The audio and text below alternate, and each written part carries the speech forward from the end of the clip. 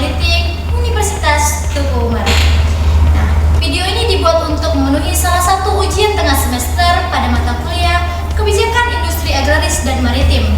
Nah, dalam video ini kita akan membahas nih bagaimana kebijakan industri agraris dan maritim di negara kita, yaitu negara Indonesia. Mulai dari masa setiap kepresidenan, kemudian teori-teori kebijakan industri agraris dan maritim, kemudian peluang dan juga tantangan dalam kebijakan industri agraris dan maritim. Kira-kira apa ya yang dimaksud dengan kebijakan industri agraris dan maritim?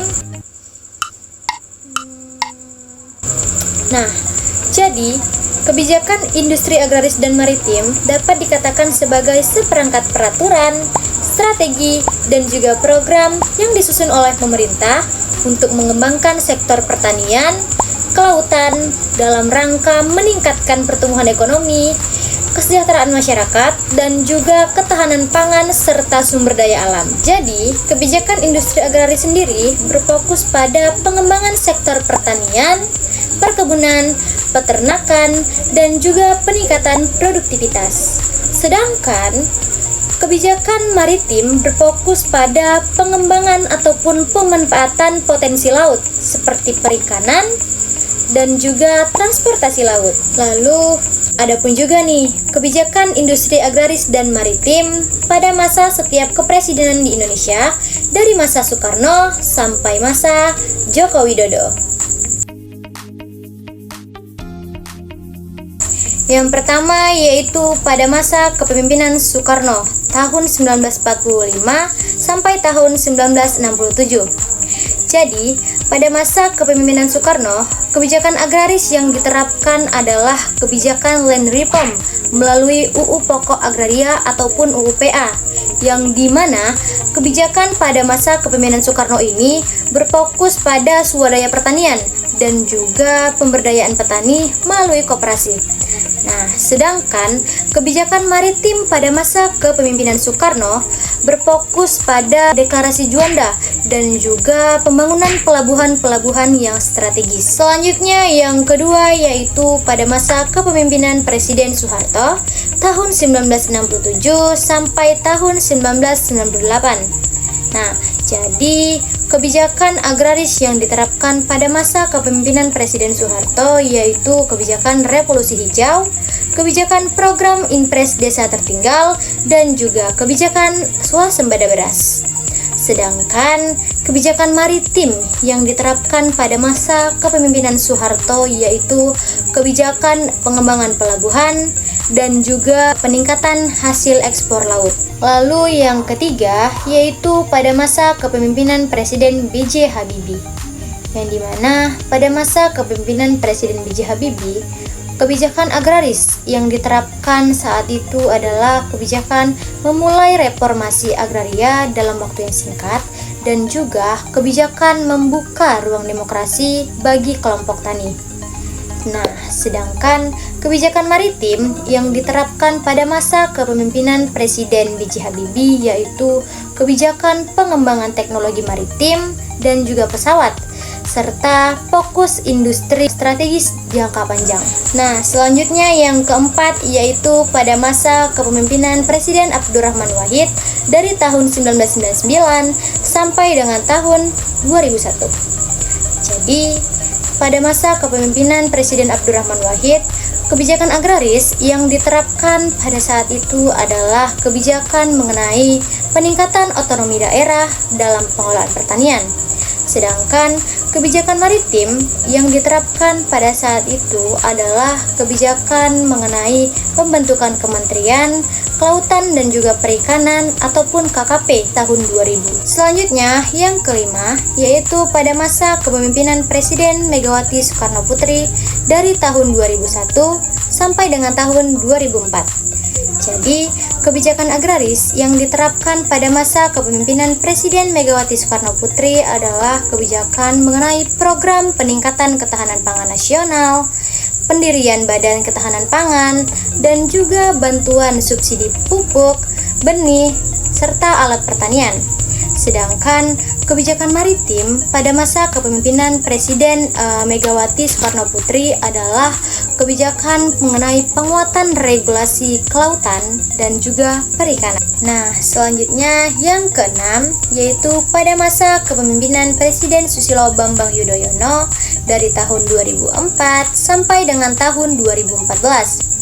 Jadi, kebijakan agraris yang diterapkan pada masa kepemimpinan SBY yaitu kebijakan revitalisasi pertanian, perikanan, dan kehutanan ataupun RPPK.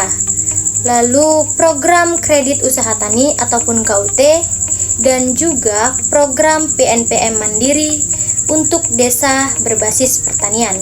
Nah, sedangkan kebijakan maritim pada masa kepemimpinan SBY adalah kebijakan MP3EI atau Master Plan Percepatan dan juga Perluasan Pembangunan Ekonomi Indonesia serta penguatan kapasitas nelayan dan juga budidaya laut. Nah, selanjutnya yang terakhir yaitu pada masa kepemimpinan Presiden Joko Widodo dari tahun 2014 sampai dengan tahun 2024. Jadi, pada masa kepemimpinan Presiden Joko Widodo, kebijakan agraris yang diterapkan saat itu adalah program food estate, reforma agraria, digitalisasi petani, dan juga modernisasi alat pertanian. Sedangkan kebijakan maritim yang diterapkan pada masa kepemimpinan Presiden Joko Widodo adalah kebijakan mengenai isi poros maritim dunia, tol laut, serta peningkatan nilai tambah hasil laut. Nah, adapun juga nih teori-teori dalam kebijakan industri agraris dan maritim di Indonesia. Jadi, teori dalam kebijakan industri agraris tentunya berbeda dengan teori dalam kebijakan maritim, yang dimana teori dalam kebijakan industri agraris terdiri dari 7 teori, sedangkan teori dalam kebijakan maritim terdiri dari 4 teori. Nah, jadi dalam teori kebijakan industri agraris, yang pertama ada teori modernisasi. Jadi, teori modernisasi ini menekankan pada pentingnya industrialisasi dan modernisasi pertanian untuk pembangunan ekonomi. Lalu yang kedua yaitu teori ketergantungan. Jadi, teori ketergantungan ini menekankan pada ketergantungan negara berkembang terhadap teknologi dan pasar negara maju. Selanjutnya yaitu yang ketiga adalah teori pembangunan berkelanjutan. Jadi, teori pembangunan berkelanjutan menekankan bahwasannya pembangunan harus memperhatikan aspek ekonomi, sosial, dan juga lingkungan. Nah, salah satu contohnya di Indonesia adalah program perhutanan sosial. Lalu yang keempat yaitu teori keunggulan komparatif. Nah, teori ini menekankan nih bahwasannya negara harus lebih fokus pada produksi komoditas yang lebih efisien. Contoh di negara kita sendiri yaitu Indonesia. Salah satunya adalah ekspor minyak sawit, kemudian gas, kopi, dan juga karet. Selanjutnya yang kelima yaitu teori strukturalis, yang dimana teori ini menekankan pada transformasi ekonomi dari sektor agraris ke industri. Yang keenam yaitu teori institusional, yang dimana teori ini menyoroti peran institusi dalam mendukung pembangunan sektor agraris. Lalu yang terakhir yaitu teori ekologi politik. Jadi, teori ekologi politik menganalisis antara politik, ekonomi, dan juga lingkungan dalam kebijakan agraris. Nah, yang pertama yaitu teori sea power. Jadi, teori sea power ini menekankan pada kekuatan maritim sebagai penentu dominasi global. Lalu yang kedua yaitu teori geopolitik maritim. Jadi, teori geopolitik maritim ini mengontra perairan ataupun rimwen menentukan dominasi politik dunia. Selanjutnya yang ketiga yaitu teori archipelagic state, yang dimana teori ini menegaskan hak negara kepulauan atas perairan sebagai kesatuan wilayah. Lalu yang terakhir yaitu teori blue economy. Jadi, teori ini menekankan pada keseimbangan eksploitasi sumber daya laut dan konservasi lingkungan. Nah, jadi rekan-rekan, selain mengenai teori-teori kebijakan industri agraris dan maritim, ada pun juga nih tantangan dan peluang Indonesia sebagai negara agraris dan juga maritim. Jadi, Indonesia sebagai negara agraris dan juga maritim memiliki tantangan maupun peluang baik dari sektor agraris maupun dari sektor maritim. Nah, ada pun juga nih tantangan dalam sektor agraris. Yang pertama, alih fungsi lahan pertanian. Selanjutnya, ketergantungan pada impor pangan dan juga rendahnya produktivitas dan teknologi pertanian. Nah, sedangkan tantangan Indonesia dalam sektor maritim yaitu penangkapan ikan berlebihan dan juga kurangnya infrastruktur kelautan.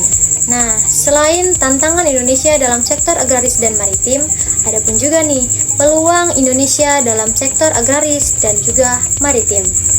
So, ada pun juga nih peluang Indonesia dalam sektor agraris, yaitu potensi lahan pertanian yang luas dan juga pemanfaatan teknologi pertanian seperti IoT, drone, maupun juga smart farming. Nah, sedangkan peluang Indonesia dalam sektor maritim yaitu kekayaan sumber daya laut dan juga industri perikanan serta aquaculture yang berkembang.